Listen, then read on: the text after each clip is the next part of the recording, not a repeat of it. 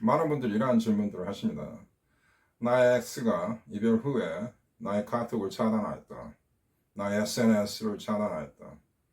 자, 이게 상당히 여러분한테 큰 트라우마가 될 수 있죠. 사실 이별 자체가 여러분한테 큰 상처입니다. 교통사고 난과 같은 커다란 어떤 사고이죠. 그래서 여러분의 마음은 커다란 상처와 고통을 앓고 있는 것이죠. 그래서 여러분이 한 번쯤 병원에 가는 것도 나쁘다고 생각하지 않습니다. 우리가 몸이 아플 때 병원에 가는 것과 같이 인간의 마음 역시 신체의 일부분이기 때문에 적절한 치료를 받을 권리와 자격이 있습니다. 그래서 병원에 가서 어떤 그 치료를 받는 것은 절대 나쁜 게 아닙니다. 치료라고 해봤자 약을 처방받는 것이기 때문에 뭐 커다란 어떤 여러분이 정신적으로 문제 있는 게 아니죠. 이런 어떤 소셜 스티그마가 한국 사회에 존재하죠. 병원에 간다. 마음이 아프다. 굉장히 여기에 대해서 부끄럽게 생각하는데 그럴 필요 없습니다. 이것을 굉장히 자연스럽게 받아들이시면 된다고 저는 봅니다. 자, 여러분이 차단을 당했습니다. 이 차단이라는 것은 극단적인 어떤 무시이거나 어떤 단절이죠. 인간은 사회적인 동물이기 때문에 어떤 사람으로부터 고립되고 내 그 사람으로부터 단절됐다는 느낌은 굉장히 고통스러울 수 있습니다. 저 충분히 인정합니다. 그런데 이 차단을 상대가 했다고 해서 특별히 여러분한테 어떠한 커다란 부정적인 메시지만을 전달하는 것은 아닙니다. 제가 수많은 사람들과 상담을 해왔지만 그 반대의 경우도 상당히 많습니다. 그래서 여러분이 일정 시간 노컨택을 잘 해오고 있는 상황에 여러분이 매달리거나 그들에게 어떤 그 사회적으로 그들의 활동을 여러분이 방해하거나 뭐 이러한 것이 없는데도 불구하고 여러분을 갑자기 차단했다면 오히려 매우 좋은 신호로 받아들일 수 있습니다. 즉 여러분과 재회의 과정이 시작되는 것으로 암시할 수 있는 것이기 때문이죠. 그러나 일단 차단은 불쾌한 것은 맞죠. 근데 여러분의 X가 여러분을 차단했다고 해서 여러분이 그것을 우회해서 다른 방법으로 그들에게 연락하는 건 진짜 좋지 않습니다. 우리가 노 컨택을 하는 주 메커니즘 중에 하나가 우리가 그들의 의사를 존경한다는 뜻입니다. 그것은 상당히 매력이고 여러분이 상대적으로 매우 강한 사람이라는 것을 입증하는 방법입니다. 그래서 여러분의 매력을 살리는 매우 훌륭하고 현실적인 기법입니다. 그런데 이것이 어떻게 보면 굉장히 좋은 찬스이거든요. 여러분이 노 컨택을 할 수 있다는 것이. 근데 그들이 차단했다고 해서 다른 방법으로 그들에게 연락한다는 것은 여러분은 그만큼 나약하고 또 이 상황을 현실적으로 냉정하게 보지 못하는 그런 미성숙함이 있다는 것을 반증하는 것이며 여러분이 무엇보다도 멘탈이 약하다는 것을 반증하는 것입니다. 그래서 차단할 때 차단 일종의 신호이죠.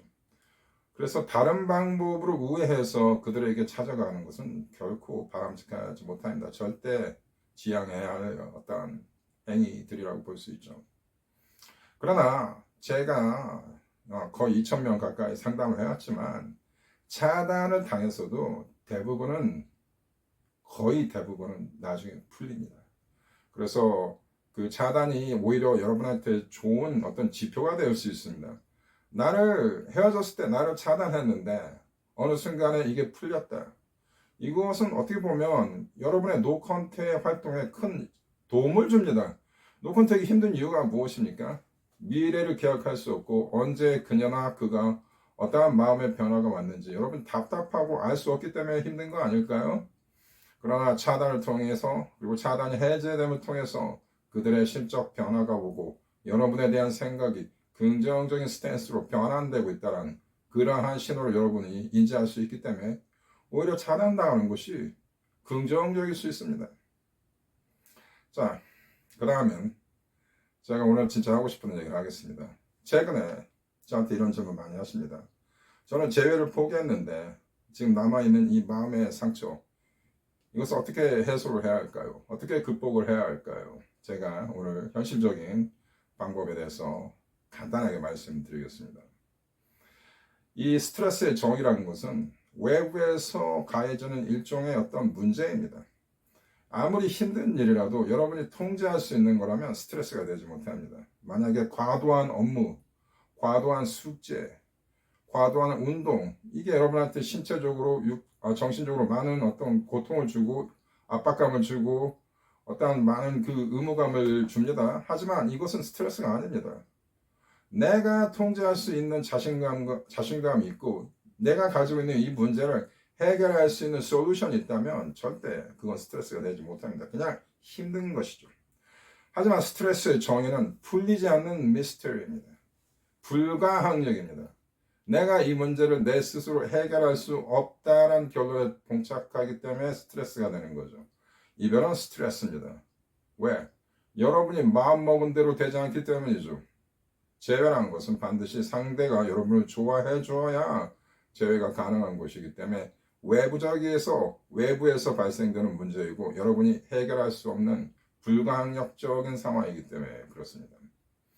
그래서 제 방송을 보시면서 여러분이 위로를 받는 것은 무언가 실마리를 찾고 희망을 찾을 수 있기 때문에 그렇죠. 그리고 사실 현실적으로도 좋은 소식들이 들려오고 있습니다. 자, 여러분 어쩔 때는 여러분이 이별을 포기해야 하는 그러한 이별도 있습니다. 이 재회 확률이 극히 낮은 경우 그리고 그날 그녀를 계속 이렇게 기다린다는 것이 여러분 힘들 때 마음을 정리한다는 차원에서 포기하는 것은 나쁘지 않다고 봅니다. 하지만 외면적인 방법은 똑같습니다. 노 컨택이죠. 여러분이 그들과의 재회를 생각하면서 그것을 기대하면서 노 컨택을 하는 것도 그리고 여러분이 이 그들과의 재회를 포기하면서 노 컨택을 하는 것도 맥락은 같죠. 아니 방법은 같죠. 그냥 계속 노 컨택을 할 뿐이죠. 내가 그들과의 재회를 포기했기 때문에 연락을 해보겠다 이러한 사람들 많이 계십니다. 일종의 자가당착에 빠져있는 어떤 정신승리이죠. 결국 매달리고 싶다라는 얘기죠. 이 궁금증을 인간의 궁금증이라는 게 참 무섭습니다. 이 궁금증 이거를 안고 살아간다는 게 매우 힘들기 때문에 그렇죠. 아까 얘기했던 그 스트레스입니다.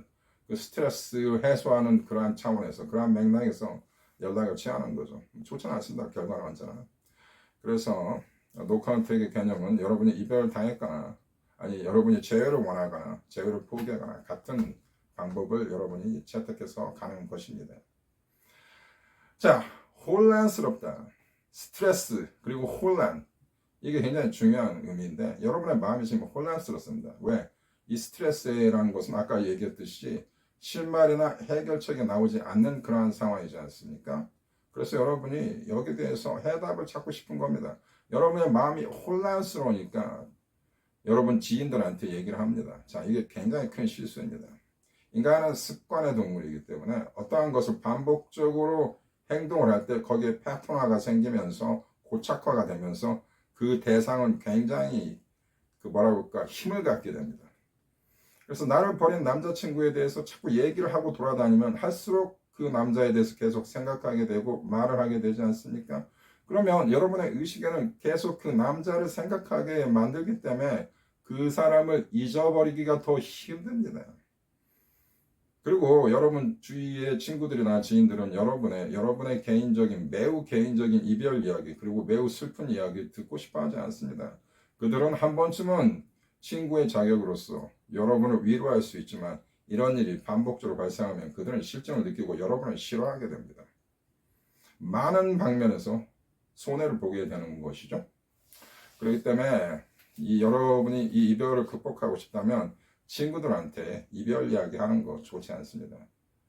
그리고 화가 나니까 저한테도 그런 얘기 하시는 분들이 많은데 결코 도움이 안 될 겁니다. 저는 현실적인 어떤 솔루션을 드리고 현실적인 대처 방안을 드리는 사람입니다. 이 이별을요, 가장 현명하고 여러분의 마음의 고통을 줄이는 방법은 냉철하게 현실적인 접근으로 이것을 바라보는 게 가장 현명하다고 봅니다. 어떻게 이것을 내가 견뎌나가야 할까? 어떠한 마음의 태도를 가지고 어떻게 행동해야 할까? 물론 수동적인 스탠스가 주이지만 저는 그렇다고 봅니다. 그래서 주위 사람들한테 이 이별에 대해서 이야기하는 건 좋지 않습니다. 결코 좋지 않습니다. 할수록 그 상대의 대상화는 힘을 얻게 되고 그녀를 잊기가 더 힘들기 때문입니다. 그러면 혼자 사귀는 게 좋은 것이냐? 굉장히 좋은 방법입니다. 그리고 생각이 나면 어쩔 수 없이 생각이 하겠지만 여러분의 의식은 여러분의 마음은 한 개가 아니고 여러 개입니다. 그날 그녀에 대한 생각이 떠오를 때 여러분이 가지고 있는 다른 냉정한 의식으로 그것을 바라보고 거기서 시그널을 보내는 거죠. 네가 지금 그녀를 생각하고 있으니 생각을 멈추자. 이런 식으로 마음의 불을 자꾸 자기가 끄는 겁니다. 그러면 이게 나중에 습관화가 되면 이별이 쉽게 정리가 됩니다. 놀랄 정도로 여러분의 마음은 많은 파워를 가지고 있습니다. 본인의 능력을 과소평가하지 마시기 바랍니다. 그리고 마지막으로 여러분이 힘들 때는 혼자 여행을 가는 걸 강력 추천합니다. 이 여행을 가다 보면 마음이 편안해집니다.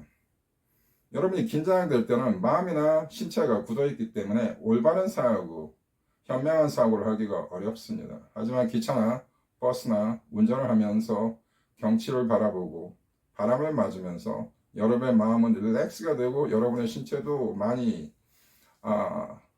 안정됩니다. 그러한 환경에서는 여러분의 의식이 자유로워지면서 무의식에 있는 진정한 솔루션, 해결책이 여러분의 의식으로 떠오르게 됩니다. 심리학자 칼 융은 얘기했습니다. 인간의 마음은 마음속 깊이 있는 마지막 슈퍼 컨셔스네스라고 하죠.